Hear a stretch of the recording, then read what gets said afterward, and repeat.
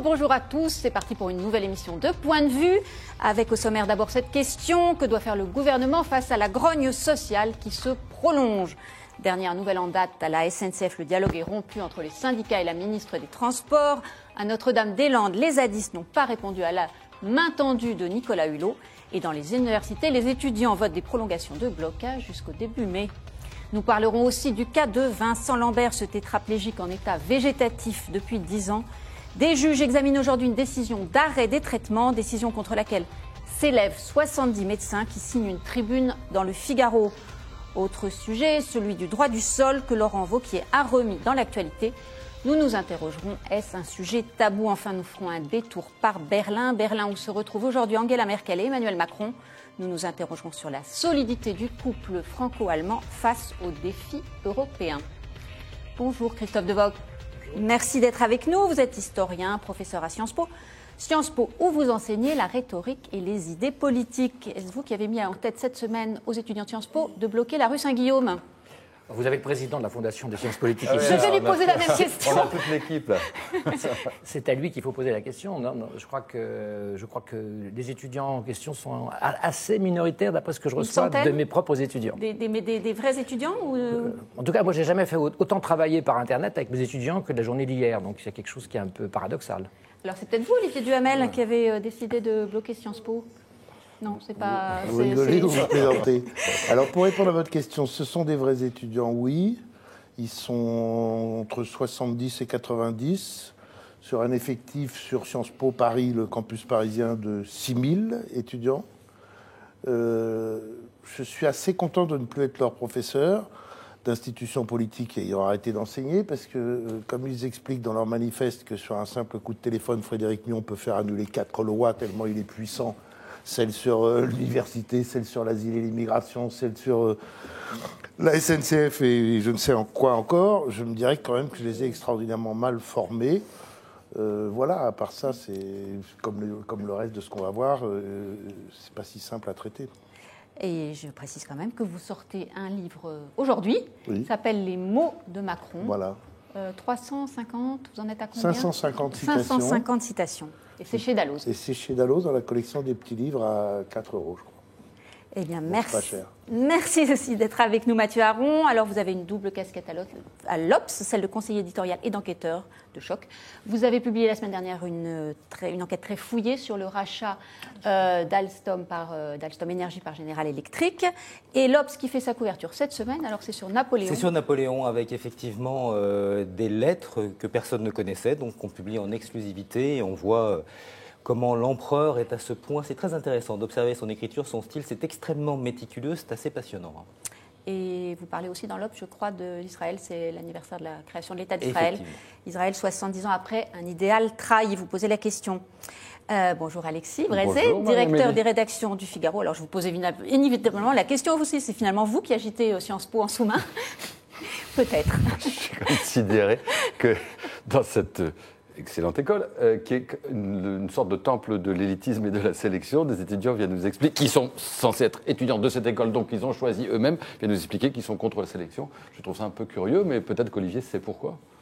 Ah non, vous avez toujours eu des milliardaires marxistes, je veux dire ça, c'est bizarre, c'est contradictoire, mais à la limite, c'est pas ce que je leur reproche le plus, parce que, après tout, on peut vouloir connaître le système pour le détruire et tout ça. C'est plutôt la manière de faire, l'occupation, le fait d'empêcher les gens de travailler, alors qu'ils organisent des débats permanents, qu'on leur confie un amphi, ce serait nettement plus normal et joyeux. Moi, j'ai des souvenirs à Sciences Po quand il y avait eu des événements historiques, Le Pen au second tour en 2002, par exemple, où on avait spontanément tous arrêté les cours pour faire pendant toute la journée des débats. Ils ont fait une grande banderole contre la dictature macronienne. Oui, alors ça, même dans ces moments les plus fous, les journaux les plus extrémistes ne disent pas ça dans leurs moments les plus fous. Hein.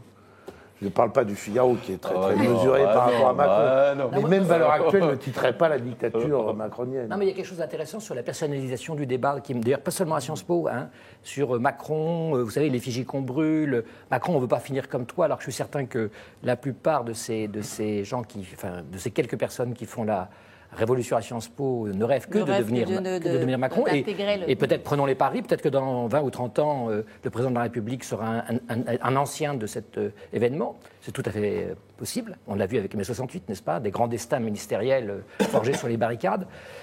Donc tout est possible. Et en effet, comme le rappelait Olivier Duhamel, on a souvent vu dans les écoles d'élite françaises, pas seulement à Sciences Po, dans d'autres écoles, ou dans des lycées d'exception, on a souvent vu les élites françaises prendre la cause du peuple. Et ça, en soi, en effet, moi, c'est pas ça qui me choque le plus. Ce qui me choque, c'est le côté quand même ultra minoritaire. Et autre chose que vous voyez sur ces images, l'anonymat, c'est un petit peu comme sur les réseaux sociaux. Moi, j'ai énormément de mal avec ces gens qui ont l'extrême courage de se dissimuler, si vous voulez.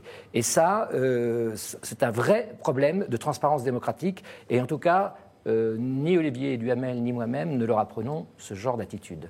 Alors c'est d'ailleurs comme sur la ZAD de Notre-Dame-des-Landes, où tous les zadistes s'appellent Camille, enfin avancent sous une identité. C'est paradoxal, parce qu'une des motivations quand même de ce genre de mouvement est évidemment le quart d'heure warolien, est évidemment la notoriété. Alors vous pensez Sciences Po, d'ailleurs regardez, je veux dire, on parle de ça, mais il y a des journaux étrangers qui titrent sur ça. 70 personnes à Sciences Po. Donc sur ce plan, ils ont réussi leur... Et c'est un peu paradoxal du coup de néanmoins être anonyme. On veut la gloire médiatique dans l'anonymat. Pour des raisons quand même de grande prudence personnelle, on le devine bien à Sciences Po, ils ne veulent pas se faire repérer, ils pensent quand même, ils ne veulent pas insulter l'avenir. Et si ça a un retentissement à l'étranger, c'est aussi parce que nous sommes une école très internationalisée, il ne faut pas l'oublier. Et moi, ce qui me soucie beaucoup, d'autant que j'ai beaucoup d'étudiants étrangers, ce qui me soucie beaucoup, c'est peut-être l'image de Sciences Po et l'image de notre université. Parce que là, on rigole, mais c'est vrai que c'est quand même un problème pour les autres. Ils s'amusent, très bien. Mais enfin, il y a des jeunes qui font des études. Comme dans les facs en général. Oui, comme dans les facs en général. Non, à Sciences Po comme ailleurs. Et ceux-là, qu'est-ce qu'on va faire? Ils vont quoi? Ils vont pas pouvoir passer leurs examens. Alors, je vois sur l'administration. Alors, s'il y a une administration qui a du talent, c'est celle-là. Sur Sciences Po. On va pas faire toutes. Mais la capacité à faire des cours ailleurs, des cours en ligne, des examens en ligne, des trucs, des machins. Et là, l'administration, ça devient compliqué. Oui, compliqué, mais il y a un tel esprit de communauté dans cette maison que ça fonctionne. J'arrête plus un mot sur Sciences Po. Mais si, on va quand même en parler. Alors la situation sociale, est-ce qu'elle est bloquée effectivement? À regarder les sites d'actualité, les chaînes d'infos, c'est la pagaille, Notre-Dame-des-Landes, on l'a dit, dans les facs, les quais de gare, et cela dure depuis des semaines. Alors le gouvernement pourra-t-il éviter l'enlisement et finalement pourra-t-il éviter de reculer? On en parle dans un instant. On écoute d'abord Emmanuel Macron. Il a quitté les Vosges ce matin où il était en déplacement et il en a parlé. On l'écoute. Mais il est normal, quand on transforme un pays, que certaines catégories qui s'étaient habituées à ce qu'on ne bouge jamais les choses ne soient pas forcément d'accord avec le fait qu'on les bouge. Mais j'ai reçu un mandat des Français. Donc j'essaie de tenir le mandat qui m'a été donné. Olivier Duhamel, ça ressemble quand même à une impasse? Une impasse? Une impasse. Non, je ne suis pas sûr, non. Il a quand même un soutien assez considérable dans l'opinion. J'imagine qu'on a tous vu dans le détail le sondage de Paris Match. Ce qui me frappe le plus, c'est quand on teste les 22 réformes engagées, 18 sur 22, il y a plus de 50% d'approbation, y compris celles qui font problème aujourd'hui. Approbation massive sur Notre-Dame-des-Landes, sur le fait de ne pas faire l'aéroport, sur le fait d'évacuer la ZAD, sur la réforme de la SNCF. Donc non, à part ça, juste, il y a une chose claire, c'est que ce qui est très compliqué dans une démocratie, c'est quand une minorité a recours à la violence, à l'occupation, de trouver un moyen d'y mettre un terme de façon pacifique. Parce que le problème, c'est que dans les démocraties, à la différence des dictatures et même des démocratures, on ne veut pas de mort. Et donc, il y a les gens qui disent Yaka, Faucon, ceux-là sont des rigolos qui s'engagent dans la gendarmerie et qui aillent le faire. Même par rapport aux démocraties d'autrefois. C'est-à-dire que l'État, traditionnellement, en sciences politiques, c'est l'organisation qui a le monopole de la violence légale pour que les citoyens ne se tapent pas les uns sur les autres. Mais aujourd'hui, l'État ne peut plus, dans les sociétés dans lesquelles on vit, exercer cette violence légale parce que il faut faire 0 mort, 0 blessé, 0 dégâts. C'est pas je condamne pas ça. Je dis juste que les conditions de l'exercice du pouvoir sont devenues extraordinairement compliquées parce que ce qui faisait l'attribut principal du pouvoir depuis la nuit des temps est aujourd'hui quelque chose d'inutilisable. Donc c'est compliqué. On rappelait pas plus tard que, je crois, il y a 2 jours sur ce plateau, qu'en 68, si on lit les comptes rendus de la préfecture de police de Paris, c'était aussi la hantise, le mort. Ah, mais ça cognait quand même nettement plus. Enfin, il y avait quand même des vraies charges, il y avait des évacuations, c'était beaucoup plus viril. Notre-Dame-des-Landes, c'est viril aussi, quand même. Pas assez à votre goût, mais c'est quand même viril. Attendez, Notre-Dame-des-Landes, Non, mais attendez. Notre-Dame, vous avez soulevé un certain nombre de blessés. Attends, Notre-Dame, ils étaient des dizaines de blessés. Ils étaient 800 au début, ils sont 3000 aujourd'hui. Comment, vous pouvez m'expliquer, alors là, en strict maintien de l'ordre, comment ils n'ont pas réussi à sécuriser la zone et éviter qu'il y ait des entrées. Les gars, ils ne tombent pas du ciel, ils arrivent par des routes, ils arrivent... Non, mais ce qui est très comment clair, on ne les bloque pas? Justement, le problème sur Notre-Dame-des-Landes, d'abord, c'est qu'il y a eu quand même des policiers, notamment particulièrement sérieusement blessés, mais surtout, c'est qu'il n'y a pas d'évacuation de la ZAD.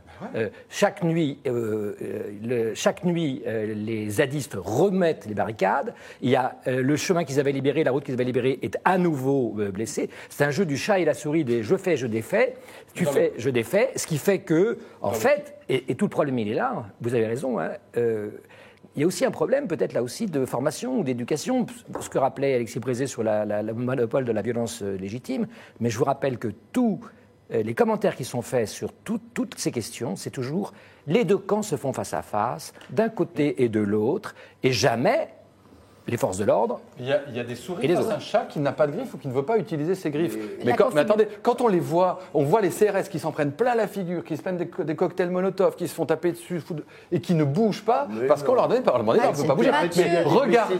Non. Allez-y avec Max Weber, dites-leur, j'ai le monopole de la violence politique, partez, et ils C'est pas une question partiront. de Max Weber. Écoutez, Ou alors regardez-vous dans la gendarmerie. Regardez les témoignages de gendarmes qu'on a publiés hier, une association de gendarmes, ils disent qu'ils n'en peuvent plus de se faire cracher à la figure et taper dessus. C'est normal. Ils peuvent un peu leur taper dessus. Mais ils leur tapent dessus aussi, il y a des blessés. Ils ne se blessent pas entre eux, arrêtez. Mathieu Armand, Ils tombent des arbres. Je pense que Notre-Dame-des-Landes, on sait bien que c'est très tendu, mais ce n'est pas la première fois dans l'histoire française qu'il y a des forces de l'ordre qui interviennent avec deux gens de l'autre côté qui ne veulent pas partir et qu'il y ait des blessés. Et on est dans ce cadre figure-là. Moi, ce que je trouve assez intéressant dans ce qui se passe là, c'est qu'on s'aperçoit bien que tous ces mouvements ont des motifs qui n'ont rien à voir les uns avec les autres, mais alors strictement rien. Les étudiants n'ont rien à voir avec le conflit avec la SNCF, ce qui se passe dans les hôpitaux aussi, enfin, bref. Mais il y a un point commun qui est, et qui apparaît de plus en plus nettement, ce sont d'abord des mouvements anti-Macron.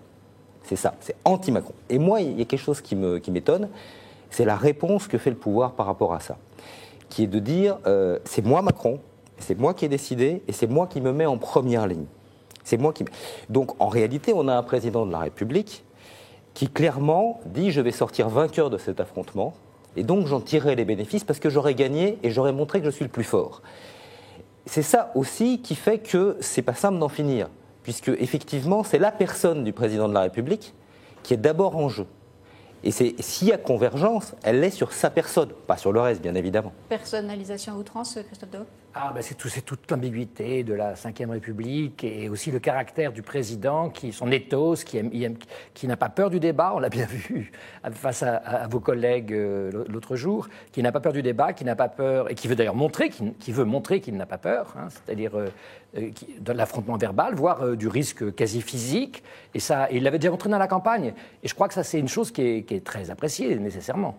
La thèse est intéressante, mais il y a quand même un bémol, voire un démenti partiel sur Notre-Dame-des-Landes. Parce que sur Notre-Dame-des-Landes, c'est Édouard Philippe qui est monté en première ligne. Maintenant, c'est la préfète. La préfète, on a rarement vu. Alors, on va en parler. J'ajouterais que sur les facs, Macron, on ne le voit pas. Il a rien dit, le peu qu'il ait dit. C'est surtout, il ne faut pas intervenir à Tolbiac. Il est très prudent. Là où il veut une victoire symbolique, et là je vous rejoins, c'est ça. Et il l'aura. Et il est en train de l'avoir. C'est celle-là qu'il veut. Il veut casser définitivement la CGT, les syndicats, et faire ses réformes. Sur la SNCF, c'est très net. Ben voilà. Sur les étudiants, ça l'est un petit peu, parce que quand on écoute les propos qu'il a tenus vis-à-vis des étudiants, qui sont quand même de la part d'un président de la République, des propos très fermes. Des propos du ministre de l'Intérieur, d'ailleurs. Des propos du ministre de l'Intérieur très fermes. Il y a des agitateurs, hop, on va les exclure parce que la réforme, elle se fera. C'est quand même des propos qui sont assez fermes. C'est pas le style habituel d'un président de la République qui se met un petit peu au-dessus généralement et qui laisse faire ses ministres pour tenir ce genre de propos, justement. Merci d'avoir ce débat animé. Je vous interromps quelques instants pour donner quelques réactions. Alors d'abord celle du droitiste qu'on salue.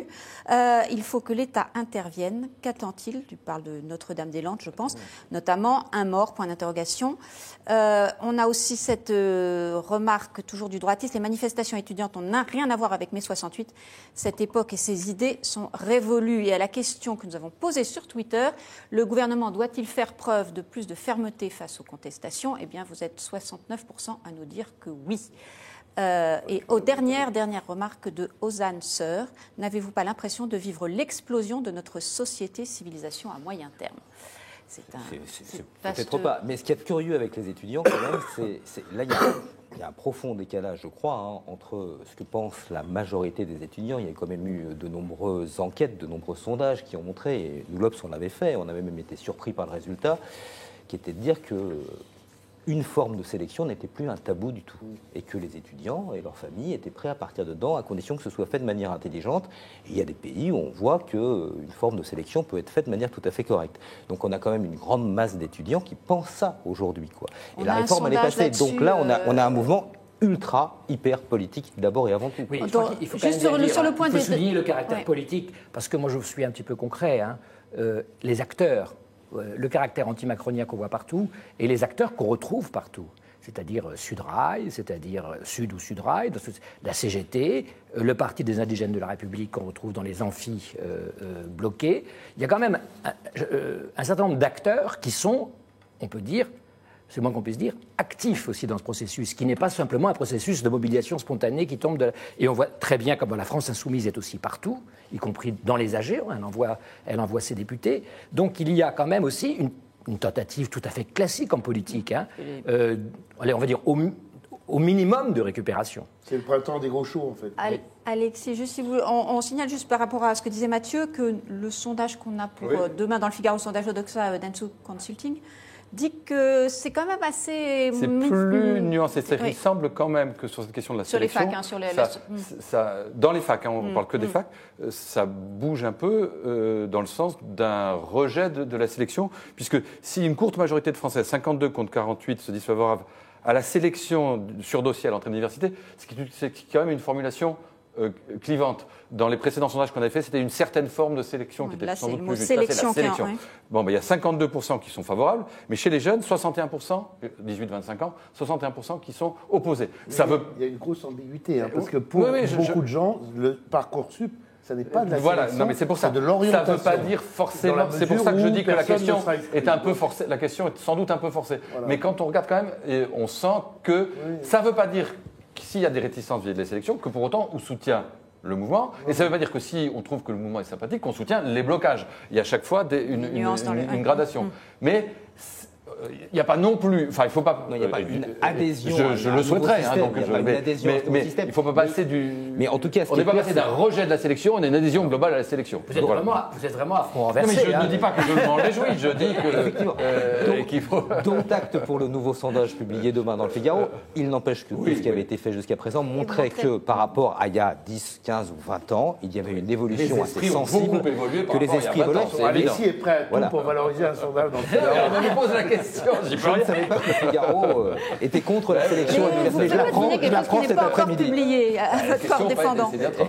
Alors, Patriote 94 nous dit qu'attend-on pour débloquer Tolbiac ? Et j'en reviens à la ZAD Notre-Dame-des-Landes 34 qui nous dit que veut faire l'État de ces terres de si important qu'il faille utiliser plus de 2500 gendarmes sur le site. Alors, ça me fait la transition avec effectivement l'avenir à Notre-Dame-des-Landes.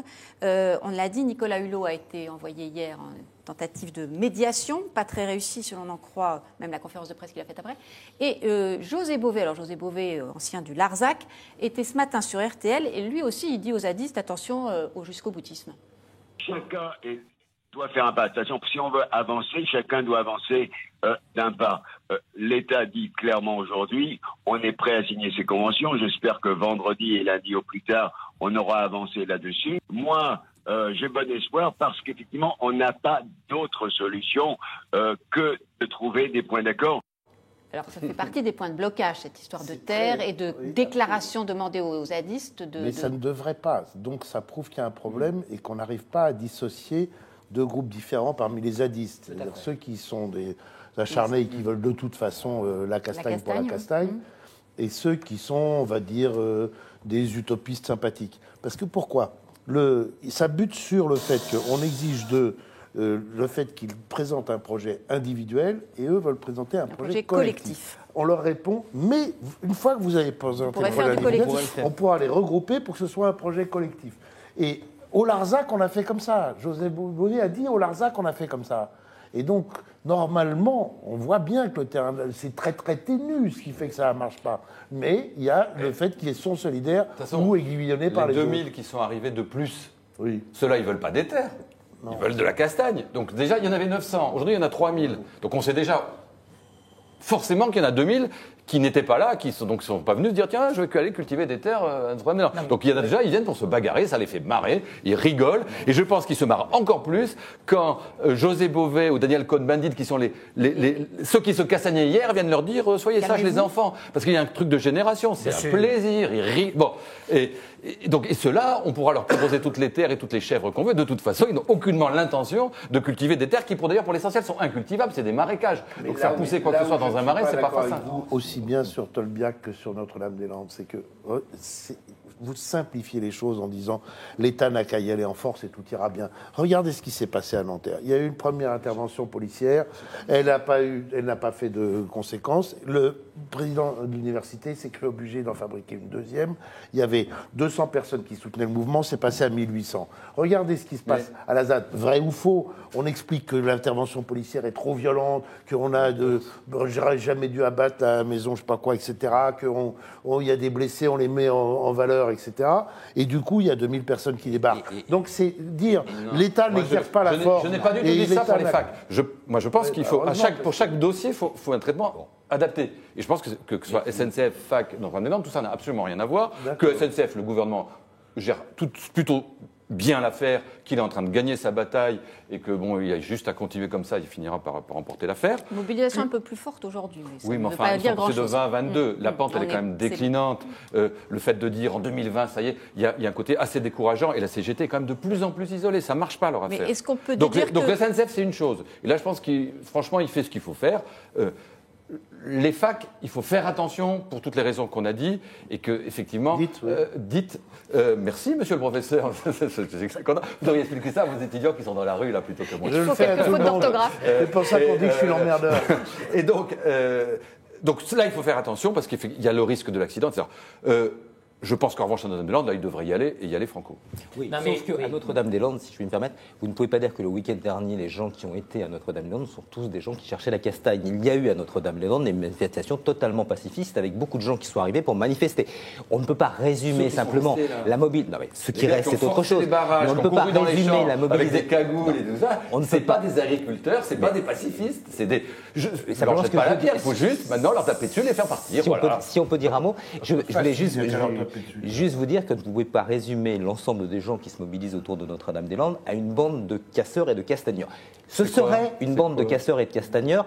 Je pense que les forces de l'ordre interviendraient beaucoup plus vite. Ils ont peur d'en blesser un. Même un casseur, c'est grave, ils ont peur. C'est bien parce que ce n'est pas simplement une bande de casseurs que les forces de l'ordre doivent faire peut-être attention. Il n'y a qu'à leur taper dessus, c'est pas sérieux. C'est pas Gérard Collomb qui a la matraque qui tremble. La piste qu'indiquait Olivier Duhamel, qui est peut-être une piste qui essaye mais peut-être pas avec assez de constance, le gouvernement doit vraiment, en effet, séparer un peu les publics. Séparer les dossiers, vous avez raison, c'est ce qu'il essaye de faire au maximum, mais aussi séparer les publics.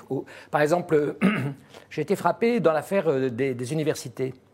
Je trouve qu'Emmanuel Macron aurait pu davantage, et ça peut aussi s'organiser d'ailleurs, comme on le fait à Sciences Po avec les pratiques en ligne, on va dire, davantage dissocier les étudiants, la grande majorité, puisqu'on a tous les chiffres qui le montrent, de cette minorité. Je crois qu'il y a tout un travail d'opinion, de division, de diviser pour régner, et qu'il n'a pas bien fait. Et ça m'a frappé. Il aurait dû dire, par exemple, il a dit les étudiants doivent comprendre. Je me souviens de cette phrase, qu'ils n'auront pas un diplôme en chocolat.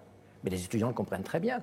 Il fallait donc qu'ils disent, je crois plutôt, les étudiants savent très bien, voilà, et que leur intérêt n'est pas, etc. Donc ils devraient davantage, sur tous ces dossiers, à mon avis, séparer, notamment chez les cheminots aussi, les durs des autres. Je crois qu'ils le font en coulisses, mais aussi vis-à-vis de l'opinion publique. Ouais. Aussi vis-à-vis de l'opinion publique et notamment vis-à-vis des étudiants. Car une chose a beaucoup changé par rapport à mai 68, c'est que justement, ces blocages n'ont pas le même effet qu'ils avaient il y a encore 20 ans. Vous avez les réseaux sociaux, vous avez le covoiturage, vous avez quand même une sorte de faux service minimum.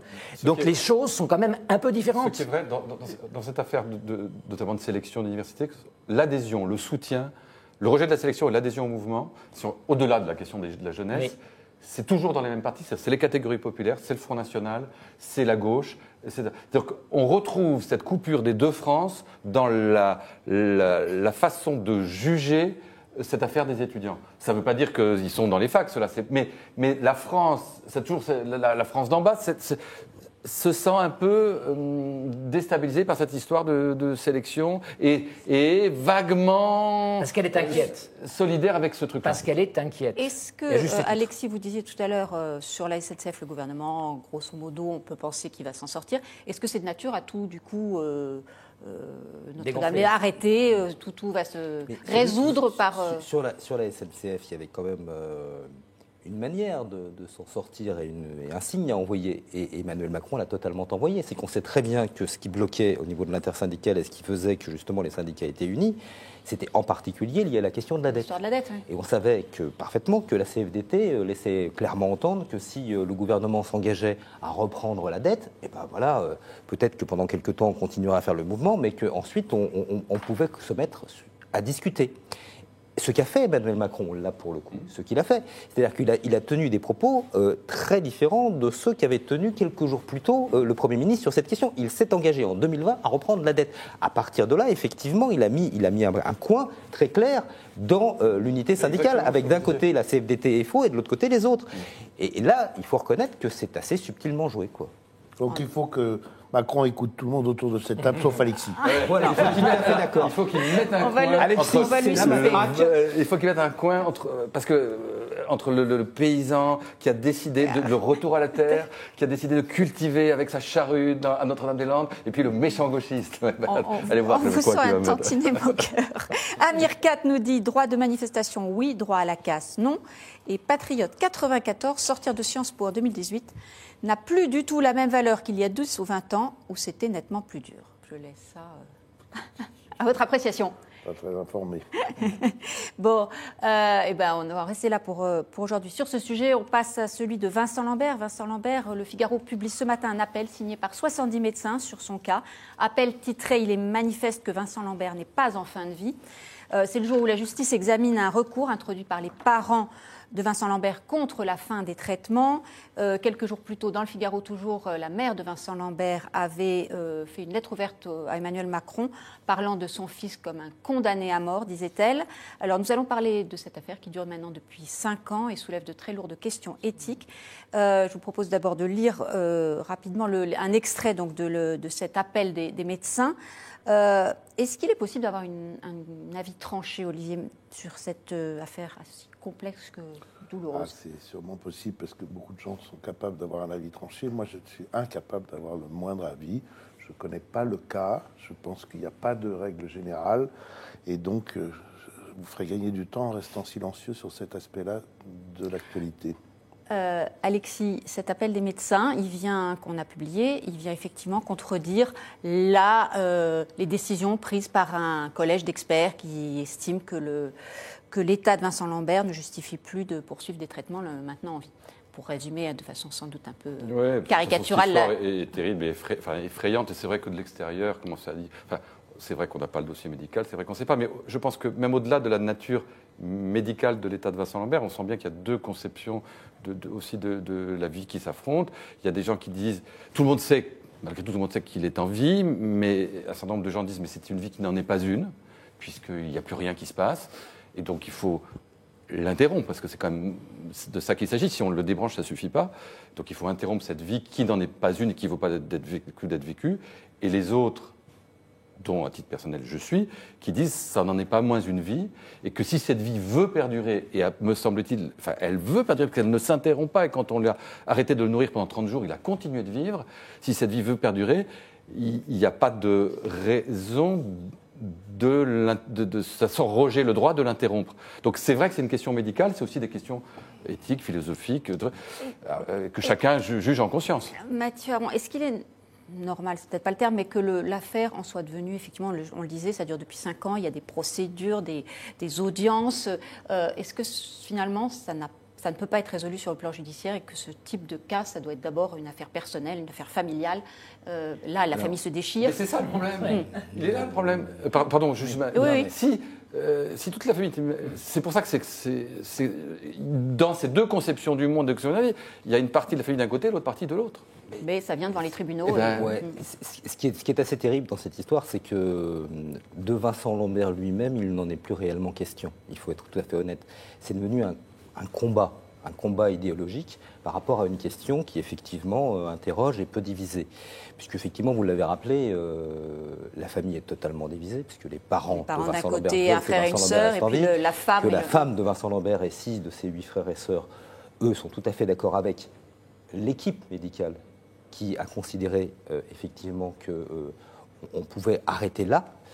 Moi, je suis un peu surpris quand même de voir ces 70 médecins qui, parce qu'ils ont vu des vidéos, ont un avis médical qui est en opposition par rapport à une équipe médicale dans l'hôpital qui suit Vincent Lambert depuis des années et des années, qui a un avis. Voilà. Donc c'est le seul point qui me fait. Et je pense, pour continuer, qu'au-delà de cette question de fond qui n'est pas une question forcément totalement politique, mais qui est d'abord une question personnelle, c'est devenu un débat politique. Et on sait que derrière, il y a quand même, compte tenu du milieu dans lequel baignent les parents de Vincent Lambert et de cette famille, des milieux catholiques ultra-traditionnalistes qui sont saisis de cette question. Donc il faut le dire aussi. Donc ça dépasse. Voilà. Donc le pape François n'est pas un milieu ultra-traditionnaliste. Qui a d'ailleurs fait un appel. Voilà, c'est le moins qu'on puisse dire. Donc franchement, on ne peut pas réduire ça. Il n'y a pas d'un côté des méchants traditionnalistes et de l'autre des. Je ne réduis pas ça à ça. C'est pas vrai. Je dis simplement que l'histoire de Vincent Lambert, si on prend ce que prévoit le droit français, qui a beaucoup évolué sur cette question, il y a eu des lois, plusieurs lois qui ont été prises, et on sait qu'à un moment T, c'est très compliqué, et qu'il y a une équipe médicale, pas un médecin, mais une équipe médicale qui se concerte et qui prend une des décisions les plus difficiles qu'il y a à prendre. Aujourd'hui, d'autres médecins viennent, avec l'accord de la famille, mais aujourd'hui, d'autres médecins viennent dire que cette équipe médicale... Et c'est une bande de nuls, en fait. Non, ils ne disent pas ça. Ils disent pas exactement ça. Non, ils disent même pas ça. Moi, je suis un peu surpris. Ils disent, nous sommes des spécialistes. C'est leur métier, c'est leur vie. Pas plus loin. Leur vie, c'est des spécialistes de ce qu'on appelle les états végétatifs post-relationnels. Ils disent, il y a des établissements en France qui ne sont consacrés qu'à ces malades-là, enfin qu'à ces gens-là. Et ils disent, nous, notre vie, c'est de les soigner, de faire en sorte, si c'est possible, que ça aille il se passe un petit truc, et parfois ça marche. Ils disent, ça, c'est notre vie. Et ils disent, mettez-le dans un établissement comme le nôtre, on sert à ça, et ces malades-là, on les sort, et il se passe de temps en temps un petit quelque chose. Ils ne disent pas plus que ça. Mais ils ne sont pas dans un combat ni politique ni religieux, c'est pas vrai. C'est le combat de leur vie, c'est leur engagement personnel. Je donne la parole à Christophe Daudan. Dans un instant, quelques réactions sur le sujet. Patriote 94, personnellement, je suis pour l'euthanasie, mais que les médecins soient contre, dans ce cas, se comprend aussi. On ne fait pas médecine pour donner la mort. One Shot, je suis très partagée pour l'euthanasie. J'ai peur des dérives possibles. On va écouter, je vous donne la parole promis, Agnès Buzyn, la ministre de la Santé. Elle s'exprimait il y a quelques semaines sur cette question de l'euthanasie et elle estimait qu'il n'y avait pas lieu de légiférer à nouveau. Je ne pense pas qu'une loi supplémentaire permettrait de résoudre la situation. Je crois réellement que la loi Claes-Leonetti suffit. Christophe Bog, et la loi suffit effectivement. Non, mais écoutez, pour une fois qu'un ministre dit pas de nouvelle loi, moi je suis l'homme le plus comblé, d'accord, parce que c'est tellement notre. Il y aura après la loi Vincent Lambert, puis il y aura la loi d'un cas un peu. Je suis un petit peu dans la position donc d'Olivier Duhamel, et donc je ne vais pas abuser de votre temps, mais je pense que de deux côtés, il y a aussi deux côtés, pas seulement. Il y a aussi ceux qui sont favorables à l'euthanasie qui se sont emparés de ce cas.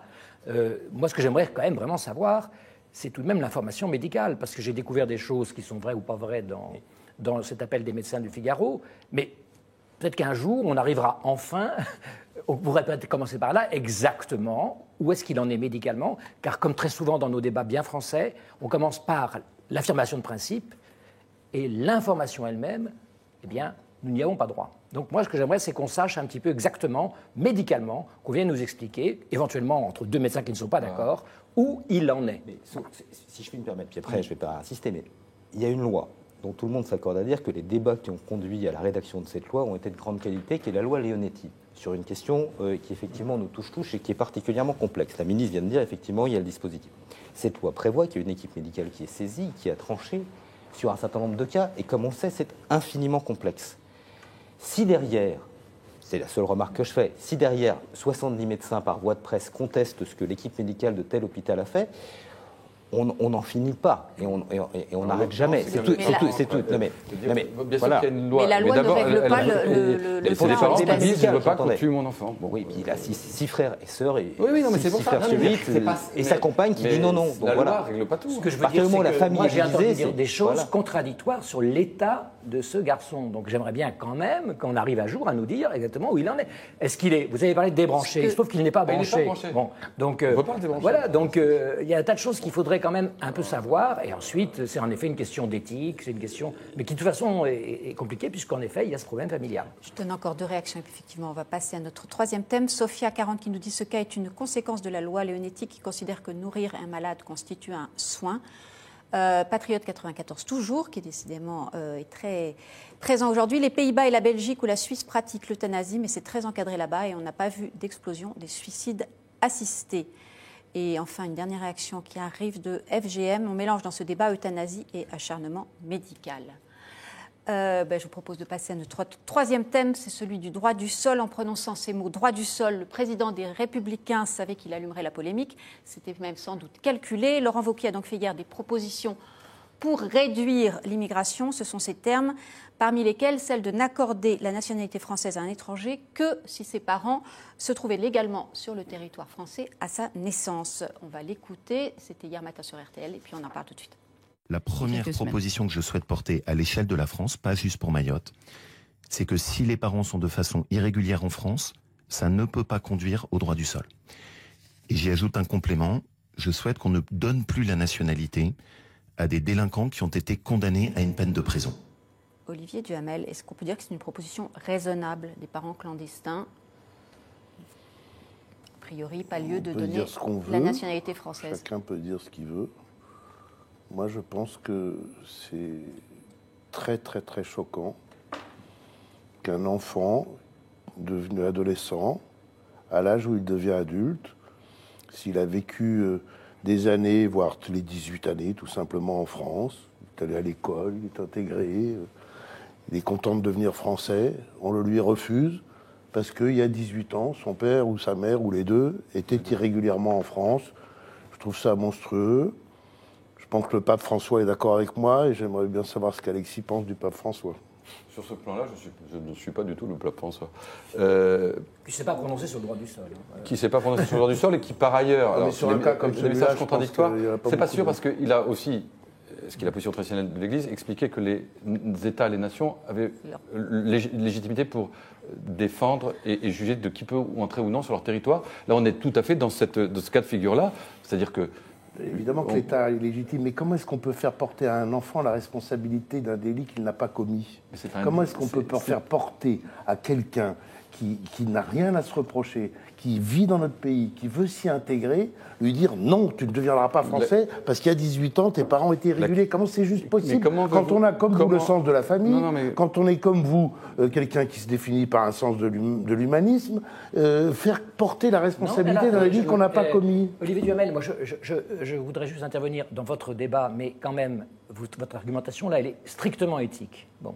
On pourrait considérer qu'il y a d'autres arguments, ne serait-ce que politiques et légaux. Mais quelqu'un qui se trouvait dans ce cas-là, en quoi serait-il empêché de faire une demande de naturalisation ? Ce qui est en jeu dans cette affaire, c'est la nationalité automatique. dont vous devez argumenter. Comme vous savez. Elle est quasi automatique. Oui. Donc là, vous connaissez quand même le problème de Mayotte. Il y a quand même des effets pervers massifs. Moi, je suis pas. On ne parle pas du cas de Mayotte. Non, le cas de Mayotte. Le cas de Mayotte. Je parle pour l'ensemble. Le cas de Mayotte est la conséquence. Soyons pragmatiques, c'est tout. C'est la conséquence de la législation actuelle. Et c'est la conséquence du fait que Mayotte ne fait pas partie des Comores. Si on y va par là, c'est très particulier. Mayotte. Parce qu'on a ce droit de la nationalité. Vous le savez bien. Non, mais soyons pragmatiques. Donc, dans ce cas d'école, c'est-à-dire ce n'est pas du tout un délit, ni que je sache, une sorte de décoration que d'avoir la nationalité française. Vous faites une demande de naturalisation. Monsieur Duhamel, moi, mes grands-parents, quand ils sont venus en France, ils ont fait une demande de naturalisation. Je suis français parce que nous avons été naturalisés. Oui. Et comme vous le savez, nous sommes un des pays les plus généreux dans ce domaine. Donc je ne vois vraiment pas où est le problème et je ne vois pas où il y a... rajoute dans un deuxième temps qu'il ne faut pas donner cette nationalité française à des gens qui ont été condamnés pour des délits, etc. etc. Je précise juste que le droit du sol, c'est 25 000 entrées dans la nationalité française par an, par le droit du sol. Ce qui n'est pas beaucoup au regard de... C'est aussi un signal... C'est le signal qui est important pour vous. C'est un signal qui est de dire... à tous ces gens qui veulent venir en France. C'est de dire quoi exactement ? profondément. C'est quoi le signal qui est envoyé par là? Le signal, j'arrive pas à le comprendre. Parce que vous le désapprouvez, mais vous comprenez très bien. Je n'ai toujours pas compris le signal de dire effectivement, comme le dit Olivier Duhamel, à un enfant qu'il est responsable du délit. Je ne vois vraiment pas le signal. Mais non, l'enfant, le signal, c'est de dire... C'est un signal purement politique envoyé aux électeurs du Front National. Ça, on comprend, de dire, ça va être plus compliqué, ça sera beaucoup plus difficile, vous aurez moins d'avantages, vous aurez moins de droits, parce qu'aujourd'hui, les Français ne souhaitent pas que vous veniez, parce que les conditions ne sont pas remplies pour. L'idée, c'est de dire qu'un peuple a le droit de dire qui rentre ou qui ne rentre pas, qui a le droit d'acquérir une nationalité, qui n'a pas le droit. Vous pouvez dire que vous n'êtes pas d'accord, que tout le monde a le droit, mais vous pouvez dire que vous ne le comprenez pas. C'est extrêmement simple. Enfin, je comprends pas l'expression responsable d'un délit. Enfin, ces enfants, il n'est pas question de les mettre en prison, que je sache. Enfin, attendez, par rapport... Moi, je suis fils d'étranger, d'accord? Je suis arrivé en France, mes parents étaient réguliers. Oui. Mathieu est fils d'étranger. Ses parents étaient arrivés en France, ils étaient irréguliers. On est potes tous les deux depuis la maternelle. Oui. On fait nos études ensemble. On se retrouve à 18 ans. Lui, il n'a pas de problème pour devenir français. Et moi, on exige de moi, parce que mon père ou ma mère ou les deux étaient irréguliers, de faire une demande de naturalisation que vous aussi l'aurait ou pas. Ça n'est pas normal. Si vous n'avez pas été condamné par la justice, et même si vous ne l'avez pas, c'est pas normal, c'est tout. On fait une discrimination entre nous pour quelque chose qui ne relève pas de nous. Vous continuerez. Vous n'êtes pas clandestin. Vous n'êtes pas clandestin, donc vous continuerez à travailler, à avoir des allocations, à toucher le chômage, mais vous ne serez pas français. Eh bien, figurez-vous, monsieur Brézé, moi je suis patriote. Je suis content quand des gens veulent devenir français. Moi je suis pour la famille. Je suis content qu'on puisse faire du regroupement. C'est très facile pour vous. Et pour vous, c'est difficile. Mais moi, c'est facile aussi. Bien sûr que pour moi, c'est facile. Moi, j'ai zéro problème. Le problème, c'est que les Français, comme les Allemands, comme les Hongrois, comme les Polonais, comme les Italiens, comme les Anglais, pour eux, c'est pas facile. Ils ne le veulent plus. Pourquoi vous voulez vous leur imposer?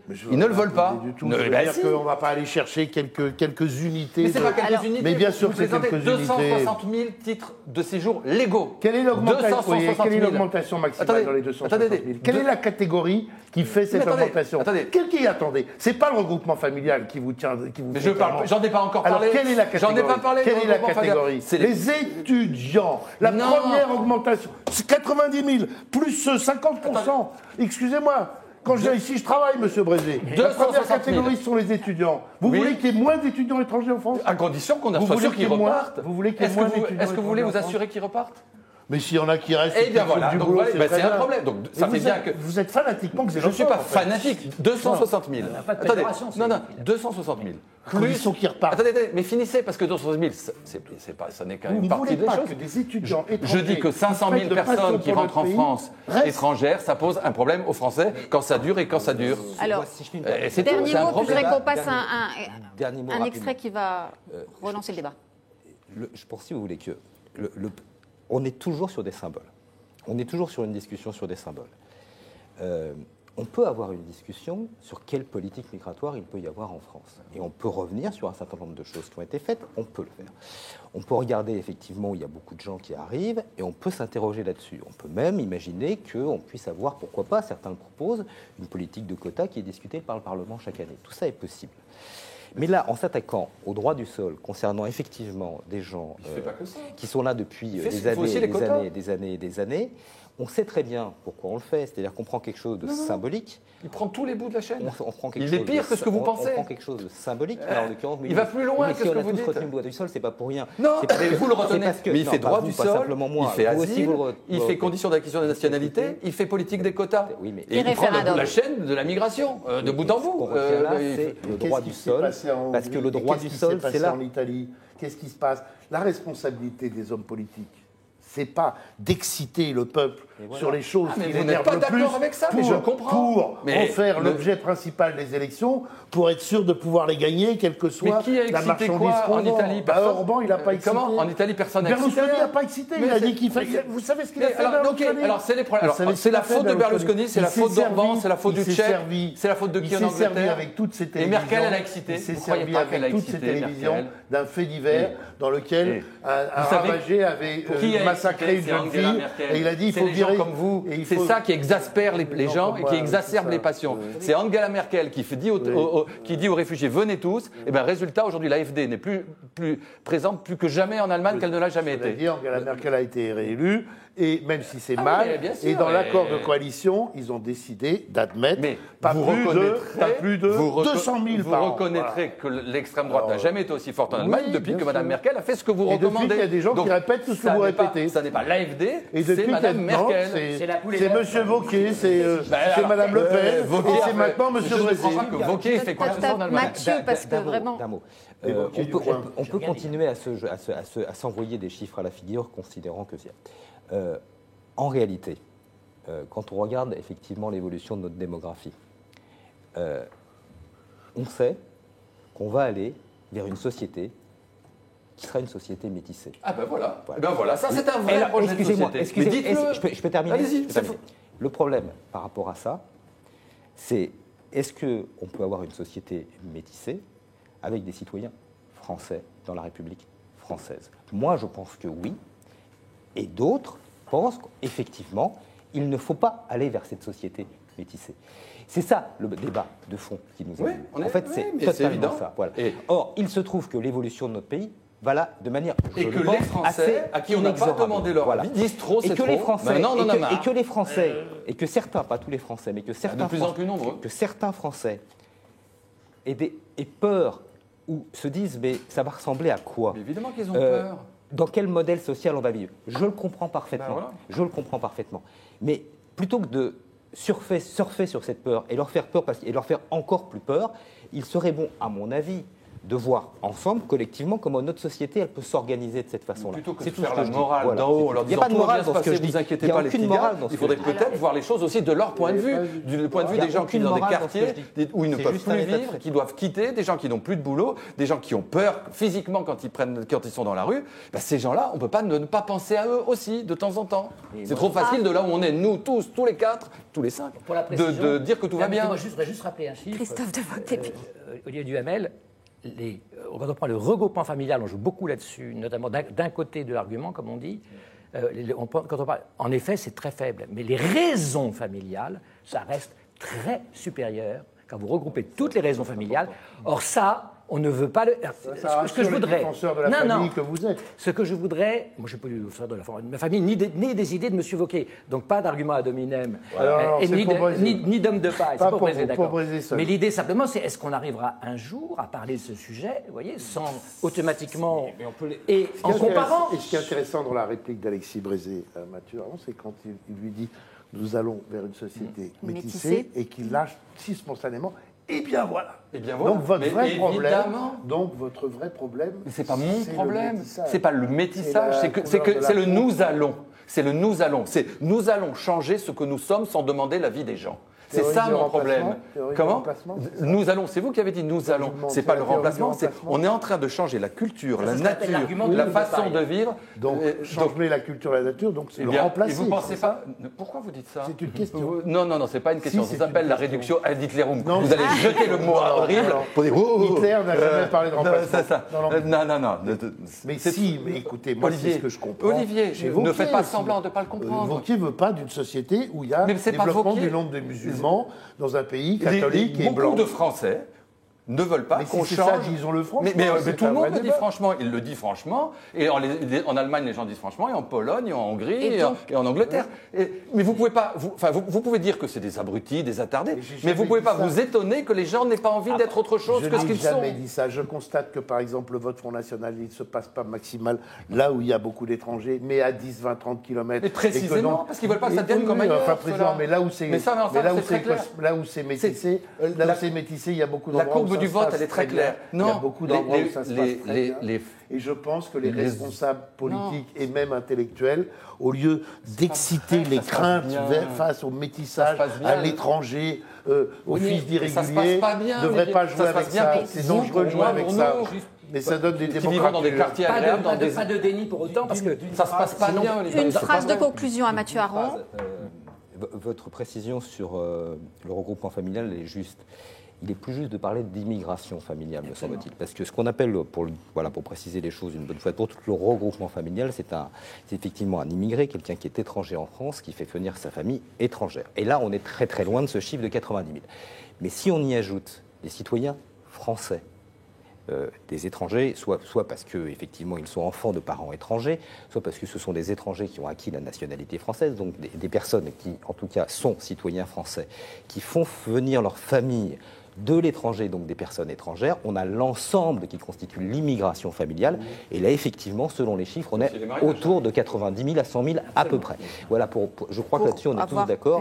Histoire voilà. Alors, je vous propose de conclure avec quelques questions ou commentaires.